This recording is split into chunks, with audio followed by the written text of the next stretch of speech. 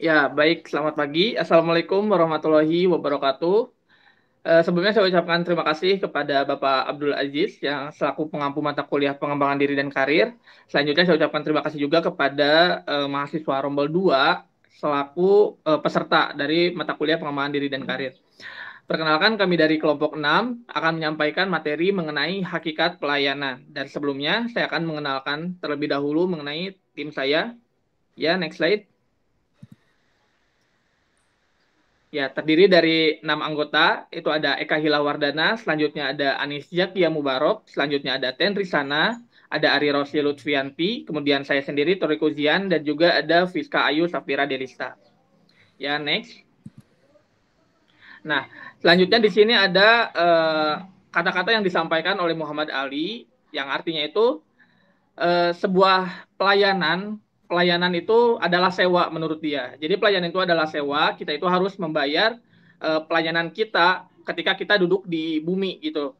Maksudnya dimanapun kita berada, kita itu sebenarnya memberikan pelayanan yang terbaik, baik itu kepada orang lain, baik itu kepada lingkungan kita, baik itu kepada bumi sekalipun, kita itu harus memberikan pelayanan yang baik. Selanjutnya, ya, di sini kita dihadapkan dengan dua pertanyaan ya. Apa itu pelayanan? Kemudian pelayanan itu penting nggak sih seperti itu ya? Dan jawabannya akan kita simak selanjutnya. Oke. Nah, di sini ada pendapat dari dua ahli yang menyatakan mengenai pelayanan. Yang pertama ini dari Kashmir tahun 2010 menyatakan bahwa pelayanan itu adalah setiap kegiatan yang ditujukan untuk memberikan kepuasan kepada pelanggan. Dan di sini yang digarisbawahi adalah pelanggan. Dalam hal ini kita itu sebagai pelaku usaha ataupun pengusaha seperti itu. Kemudian melalui pelayanan ini keinginan si pelanggan itu bisa terpenuhi. Jadi dalam hal ini untuk memuaskan keinginan si pelanggan supaya pelanggan ini terpenuhi. Dan dalam hal ini kita juga harus memberikan pelayanan yang seperti apa sih supaya si pelanggan itu bisa terpenuhi, yaitu dengan pelayanan yang prima, pelayanan yang baik dan sebagainya. Selanjutnya ada juga definisi yang disampaikan oleh Supriyono dalam bukunya Hasibuan tahun 2005. Beliau menyatakan bahwa pelayanan ini adalah kegiatan yang diselenggarakan organisasi menyangkut kebutuhan pihak konsumen dan akan menimbulkan dua kesan. Nah, kesannya itu bisa positif ataupun negatif, bisa baik ataupun buruk. Dan dalam hal ini tergantung dari kesan ini tergantung dari pelayanan apa yang kita berikan kepada konsumen tersebut. Kalau misalkan pelayanan kita baik, berarti konsumen tersebut akan merasa puas dan juga keinginan tersebut akan terpenuhi. Itu menurut Supriyono. Jadi kembali lagi kepada pertanyaan yang tadi, pelayanan itu penting atau tidak? Dan jawabannya penting. Ketika pelayanan yang kita berikan itu baik, maka akan menarik minat konsumen tersebut. Seperti itu. Selanjutnya, silakan saya serahkan kepada rekan saya. Baik, selanjutnya saya akan menjelaskan tentang bentuk-bentuk pelayanan. Berdasarkan bentuknya, pelayanan dapat dikategorikan dalam 3 bentuk, yakni layanan dengan lisan, layanan dengan tulisan, dan layanan dengan perbuatan. Ketiga bentuk layanan itu tidak selamanya berdiri sendiri secara murni, melainkan saling berkombinasi. Next. Yang pertama ada layanan dengan lisan. Layanan dengan lisan biasanya dilakukan oleh petugas-petugas di bidang humas, bidang layanan informasi, dan bidang-bidang lain yang tugasnya memberikan penjelasan atau keterangan kepada siapapun yang memerlukan. Supaya layanan lisan berhasil sesuai dengan yang diharapkan, ada syarat-syarat yang harus dipenuhi oleh pelaku layanan, yaitu satu, memahami benar masalah-masalah yang termasuk dalam bidang tugasnya. Dua, mampu memberikan penjelasan apa yang perlu dengan lancar, singkat tetapi cukup jelas sehingga memuaskan bagi mereka yang ingin memperoleh kejelasan mengenai sesuatu. Tiga, bertingkah laku sopan dan ramah tamah. Empat, tidak bercanda walaupun keadaan canggung agar tidak menimbulkan kesan yang tidak disiplin dan melalaikan tugas. Lima, tidak melayani orang-orang yang ingin sekadar bercengkrama. Next. Yang kedua ada layanan dengan tulisan. Layanan dengan tulisan terdiri atas 2 golongan. Pertama, layanan berupa petunjuk, informasi, dan yang sejenisnya ditujukan kepada orang-orang yang berkepentingan, agar memudahkan mereka dalam berurusan dengan instansi atau lembaga. Kedua, layanan berupa reaksi tertulis atas permohonan, laporan, keluhan, pemberian atau penyerahan, pemberitahuan, dan lain sebagainya. Layanan dengan tulisan ini merupakan bentuk layanan yang paling menonjol dalam pelaksanaan tugas, tidak hanya dari segi jumlah, tetapi juga dari segi peranannya. Pada dasarnya, layanan dengan melalui tulisan cukup efisien, terutama bagi layanan jarak jauh karena faktor biaya. Agar layanan dalam bentuk tulisan dapat memuaskan pihak yang dilayani, satu hal yang harus diperhatikan ialah faktor kecepatan, baik dalam pengolahan masalah maupun dalam proses penyelesaiannya, seperti pengetikan, penandatanganan, dan pengiriman kepada siapa yang bersangkutan. Yang ketiga ada layanan dengan perbuatan. Dalam layanan dengan perbuatan diperlukan faktor keahlian dan keterampilan petugas layanan karena sangat menentukan hasil perbuatan atau pekerjaan. Dalam kenyataan sehari-hari, jenis layanan ini memang tidak terhindar dari layanan lisan. Keduanya saling bergabung. Hal ini disebabkan karena hubungan lisan paling banyak dilakukan dalam hubungan layanan secara umum. Hanya titik beratnya terletak pada perbuatan itu sendiri yang ditunggu oleh orang yang berkepentingan. Jadi tujuan utama yang berkepentingan adalah mendapatkan layanan dalam bentuk perbuatan atau hasil, bukan sekadar penjelasan dan kesanggupan secara lisan. Di sini faktor kecepatan dalam pelayanan atau pengerjaan menjadi dambaan setiap orang, disertai dengan kualitas hasil yang memadai. Next. Baik, yang Baik, selanjutnya akan dijelaskan oleh rekan saya. Ya, terima kasih Tenri. Selanjutnya saya akan menjelaskan mengenai dasar-dasar pelayanan. Nah, berikut adalah dasar-dasar yang harus dipahami dalam memberikan pelayanan, yaitu berpakaian dan penampilan bersih dan rapi, kemudian percaya diri, bersikap akrab dengan penuh senyum, kemudian yang ketiga, menyapa dengan lembut dan berusaha menyebutkan nama jika sudah kenal. Kemudian, tenang, sopan, hormat, dan tekun mendengarkan setiap pembicaraan. Kemudian, berbicara dengan bahasa yang baik dan benar, dan yang terakhir bertanggung jawab sejak awal hingga selesai. Nah, jadi seorang karyawan itu dituntut untuk memberikan pelayanan yang prima kepada konsumen agar pelayanan yang diberikan dapat memuaskan konsumen. Maka seorang karyawan diharapkan dapat melayani keinginan dan kebutuhan konsumennya. Nah, kemudian di sini ada ciri-ciri pelayanan. Nah, jadi setiap perusahaan itu selalu ingin dianggap terbaik dalam memberikan pelayanan di mata konsumennya. Nah, konsumen pada intinya ingin diberikan pelayanan yang terbaik. Pelayanan yang baik harus diketahui oleh pihak perusahaan sehingga keinginan konsumen dapat diberikan secara maksimal.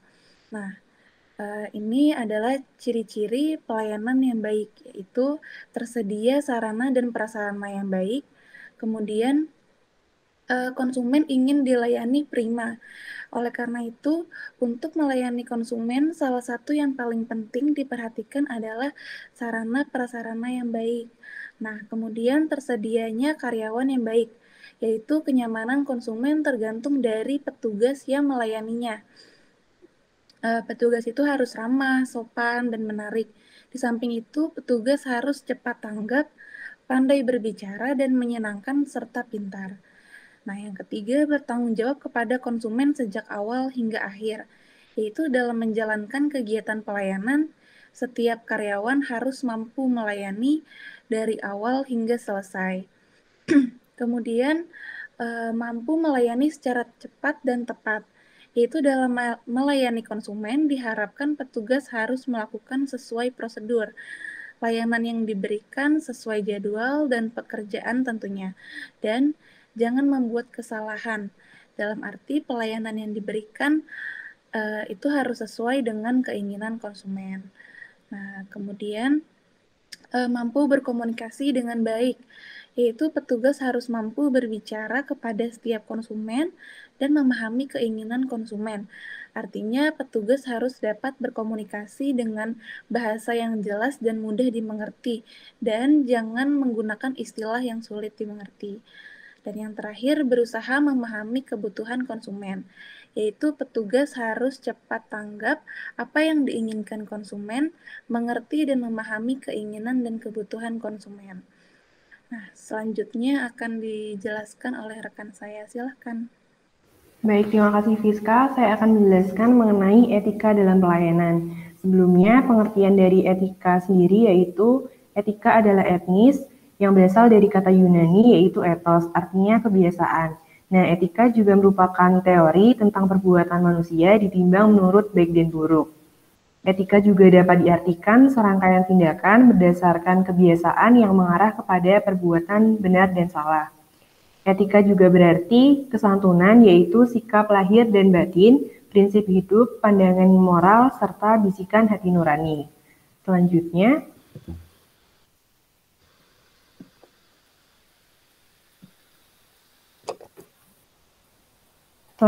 ketentuan yang diatur dalam etiket secara umum antara lain yaitu sikap dan perilaku, penampilan, cara berpakaian, cara berbicara, gerak-gerik, cara bertanya, dan lain-lain. Adapun sikap dan perilaku terpuji antara lain berlaku jujur, memelihara diri, perlakuan baik, kebenaran, keberanian, dan malu. Selanjutnya, ketentuan yang diatur dalam etika secara umum. Yang pertama ada sikap dan perilaku. Nah, sikap dan perilaku ini merupakan bagian terpenting dalam etika pelayanan. Dalam prakteknya, sikap dan perilaku ini menunjukkan kepribadian seseorang dan juga citra dari perusahaan maupun organisasi. Selanjutnya ada penampilan. Penampilan ini memberikan arti secara keseluruhan, yaitu mulai dari cara berpakaian, cara berbicara, gerak-gerik, dan juga sikap serta perilaku. Selanjutnya, cara berpakaian. Nah, di sini petugas harus menggunakan busana yang sepadan dengan kombinasi yang menarik, dan juga harus berpakaian tidak kumal. Nah, jika memang ada seragam, untuk menggunakan seragam. Selanjutnya yaitu cara berbicara. Cara berbicara ini artinya yaitu cara berkomunikasi dengan konsumen. Hal ini penting karena karyawan berbicara secara langsung tentang apa-apa yang ditanyakan oleh konsumen. Nah, berbicaranya itu harus jelas, singkat, dan tidak bertele-tele. Selain itu juga karyawan harus berbicara secara kreatif untuk mengajak konsumen bertanya. Kemudian ketika konsumen banyak berbicara, karyawan sebaiknya juga harus mendengarkan dengan baik. Dan yang terakhir ada gerak-gerik. Gerak-gerik ini meliputi mimik wajah, pandangan mata, pergerakan tangan, dan pergerakan anggota tubuh yang lain. Selanjutnya akan dijelaskan oleh rekan saya. Baik, terima kasih Ari. Sebelumnya mohon maaf ya, saya nggak bisa on cam karena sekarang kondisinya lagi kurang fit. Perkenalkan, saya Anizakia Mubarak. Saya akan melanjutkan penjelasan yaitu mengenai kualitas pelayanan. Nah, pelayanan adalah kegiatan pemberian jasa dari suatu pihak kepada pihak lainnya. Next. Nah, pelayanan adalah suatu proses kepada orang lain dengan cara tertentu yang memerlukan kepekaan agar terciptanya kepuasan dan keberhasilan.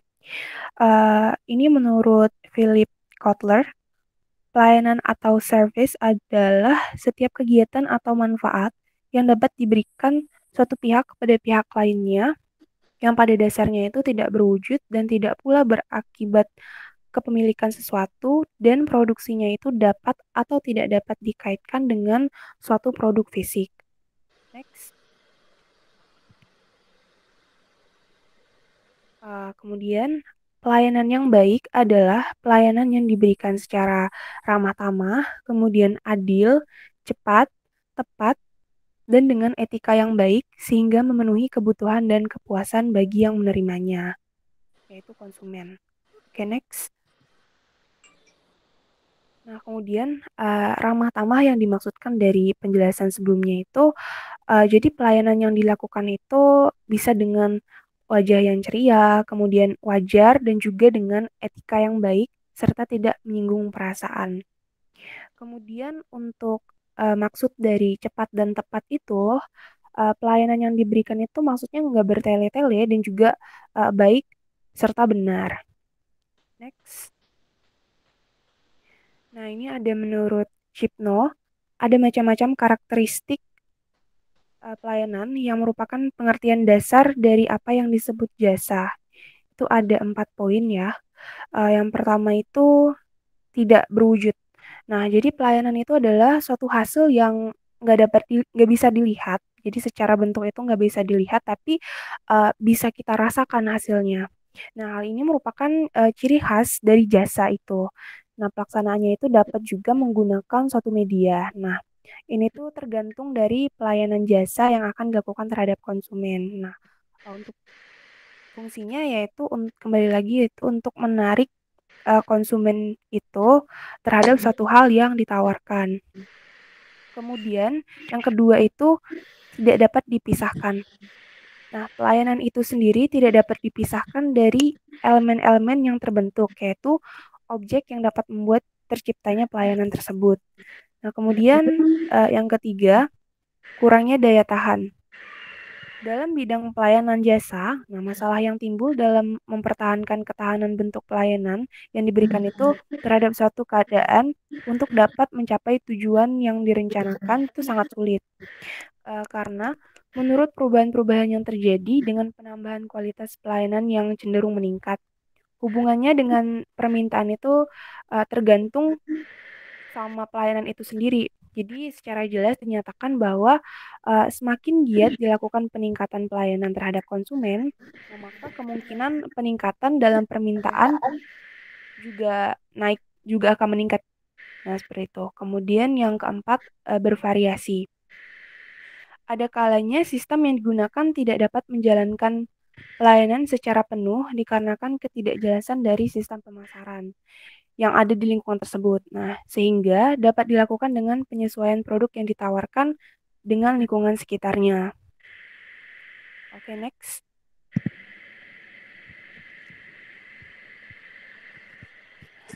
Nah, ini ada satu pernyataan dari Ciptono ya. Nah, menurut Ciptono, kualitas jasa itu harus dimulai dari kebutuhan pelanggan dan berakhir dengan kepuasan pelanggan serta persepsi positif terhadap kualitas jasa. Oke, selanjutnya akan dijelaskan oleh rekan saya. Silakan Eka. Baik, saya akan melanjutkan presentasi dari teman saya. Di sini kualitas pelayanan berhubungan erat dengan kepuasan pelanggan dan profitabilitas. Tingkat kualitas yang lebih tinggi akan menghasilkan kepuasan pelanggan yang lebih tinggi. Nah, jadi karena pernyataan ini, maka tugas peningkatan kualitas pelayanan, baik produk atau jasa itu sudah seharusnya menjadi prioritas utama dalam memberikan nilai tambah bagi banyak orang, khususnya konsumen. Next slide.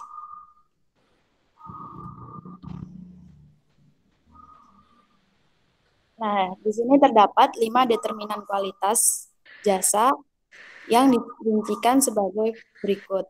Yang pertama ada reliability atau keandalan. Jadi keandalan di sini merupakan kemampuan untuk memberikan layanan yang akurat sejak pertama kali tanpa ada kesalahan apapun, serta menyampaikan jasanya atau pelayanannya sesuai dengan waktu yang disepakati. Lalu yang B ada responsiveness atau daya tanggap. Daya tanggap maksudnya merupakan kesigapan karyawan dalam membantu konsumen dan memberikan pelayanan yang cepat dan tanggap pada saat yang dibutuhkan. Yang ketiga ada assurance atau jaminan. Jaminan di sini meliputi kemampuan karyawan atas pengetahuan terhadap jasa yang disediakan secara cepat. Nah, assurance ini tuh maksudnya karyawan bisa menanamkan kepercayaan dan keyakinan kepada konsumen, kayak begitu. Lalu yang keempat ada empati. Empati merupakan perhatian secara individu yang diberikan perusahaan kepada pelanggan. Misalnya, kemudahan menghubungi perusahaan, kemampuan untuk berkomunikasi yang baik, serta usaha perusahaan untuk memahami kebutuhan dan keinginan konsumen. Lalu yang kelima ada tangible atau berwujud. Berwujud ini meliputi penampilan misalnya fasilitas fisik seperti loket atau ruang sholat, tempat parkir, lalu tempat yang nyaman, kebersihan dan kerapian, serta kenyamanan ruangan. Next slide. Nah, tujuan dari pelayanan pada dasarnya adalah memuaskan masyarakat. Untuk mencapai kepuasan itu dituntut kualitas pelayanan prima yang tercermin dari 6 hal berikut. Yang pertama ada transparansi. Transparansi adalah pelayanan yang bersifat terbuka, mudah dan dapat diakses oleh semua pihak yang membutuhkan dan disediakan secara memadai serta mudah dimengerti. Lalu yang B adalah akuntabilitas. Maksud dari akuntabilitas di sini pelayanan yang diberikan dapat dipertanggungjawabkan sesuai dengan ketentuan peraturan perundang-undangan. Lalu yang C ada kondisional. Maksud dari kondisional, pelayanan ini tuh sesuai secara kondisi maupun kemampuan dengan antara pemberi dan penerima, dan tetap berpegang teguh pada prinsip efisiensi dan efektivitas. Lalu yang D ada partisipatif. Pelayanan yang prima dapat mendorong peran serta masyarakat dalam menyelenggarakan pelayanan publik dengan tetap memperhatikan aspirasi, kebutuhan, dan harapan-harapan masyarakat dan konsumen. Lalu yang kelima adalah kesamaan hak. Di sini kesamaan hak itu maksudnya pelayanan yang diberikan tidak membeda-bedakan, dalam hal ini konsumen ya, tidak membeda-bedakan konsumen dari misalnya suku, ras, agama, golongan, status sosial, maupun lain-lain. Lalu yang keenam ada keseimbangan hak dan kewajiban, yaitu pelayanan yang prima mempertimbangkan aspek keadilan antara pemberi dan penerima pelayanan publik. Next slide. Nah, selain peningkatan kualitas pelayanan melalui pelayanan prima, pelayanan yang berkualitas juga dapat dilakukan dengan konsep pelayanan sepenuh hati. Layanan sepenuh hati itu merupakan layanan yang berasal dari diri sendiri, mencerminkan emosi, watak, keyakinan, nilai, sudut pandang, dan perasaan. Next slide. Oke, sekian presentasi dari saya. Kembalikan kepada moderator. Iya, saya ucapkan terima kasih kepada rekan-rekan yang telah menyampaikan materi pada pagi hari ini. Kemudian silakan bagi teman-teman yang lain yang ingin bertanya bisa menuliskannya terlebih dahulu nanti atau bisa menghubungi tim kami untuk memberikan pertanyaannya. Sekian apa yang bisa kami sampaikan pada kesempatan kali ini. Semoga ilmunya bermanfaat dan semoga bisa diterapkan pada kehidupan sehari-hari atau nanti ketika kita sedang bekerja. Sekali lagi saya ucapkan terima kasih. Mohon maaf atas kekurangannya. Wassalamualaikum warahmatullahi wabarakatuh.